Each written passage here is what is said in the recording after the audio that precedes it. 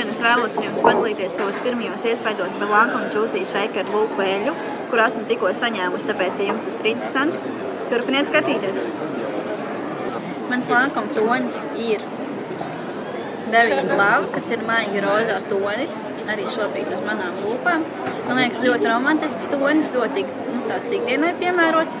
Tā kā tas ir shaker, viņš ir visu laiku jākrata, un ne visu laiku, kad vēlas to likt, bet man patiesībā visu laiku gribas viņu kratīt. Kas ir mana mīļākā lieta šajā lūpu eļļā? Tas ir aplikators.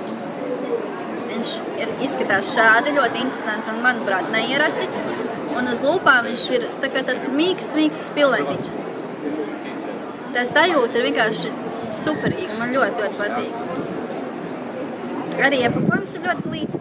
Uzklājot šo lūpu eļļu, sajūtas ir, kā jau ierasts lūpu spītumam, bet vēlāk tā eļļa nožūst, pigments paliek un lūpas turpina būt mitrinātas, kas ir ļoti patīkams sajūta, jo man personīgi ir sausas lūpas. Lancome Juicy Shaker ir ļoti noturīgs, kas līdz šim manā pieredzē nevienmēr ir ļoti sastopams pēc šiem spīdumiem. Un šī lūpa eļļa tiešām ļoti ilgi turās uz lūpām. Ja nav bieži jāatjauno, līdz ar to tu uzkrāso un kādu laiku par to aizmirst, un tavas lūpas izskatās fantastiski. Tāpēc es noteikti šo Juicy Shakeri iesaku gan jums, gan visām savām draudzenēm. Man ļoti patīk.